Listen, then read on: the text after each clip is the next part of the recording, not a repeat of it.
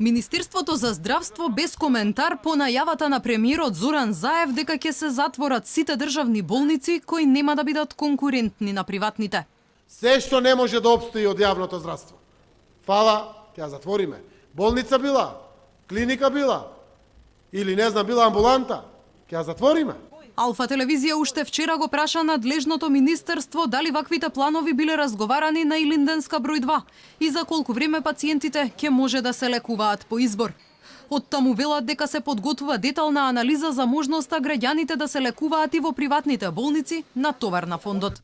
Идејата е граѓаните да немаат обврска да плаќаат за услугата, прегледот или лекувањето од свој джеб, туку тоа да биде покриено од фондот. Тоа значи дека преку форма на јавно-приватно партнерство ќе им биде овозможено на пациентите да ги користат сите ресурси. Сметаме дека ваквото решение ќе биде поефикасно, планирани се и заштеди, а средствата повторно ќе се искористат за подобрување на здравствените услуги.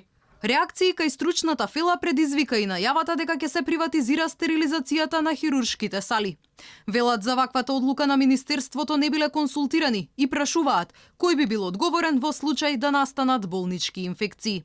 Чувствувам некој страв бидејќи нештата да се направат толку брзо и во 4 регионални центри, јас мислам дека македонското здравство не е спремно. Кој ќе биде одговорен во моментот кога ќе настане болничка инфекција?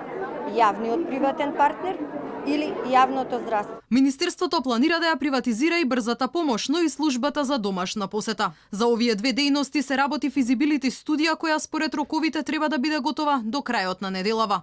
Од Министерството откриваат дека во тек се изработки на физибилити студии за јавно-приватно партнерство и за ПЕТ центарот и за инвитро фертилизацијата. Пред да дојде на власт, СДСМ ветуваше квалитетно јавно здравство по терк на европското.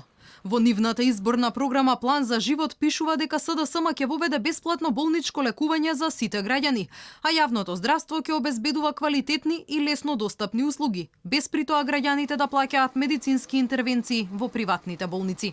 Во меѓувреме, за изградба на новиот клинички центар кој според најавите треба да почне да се гради до крајот на годинава, власта ќе потроши фантастични 480 милиони евра.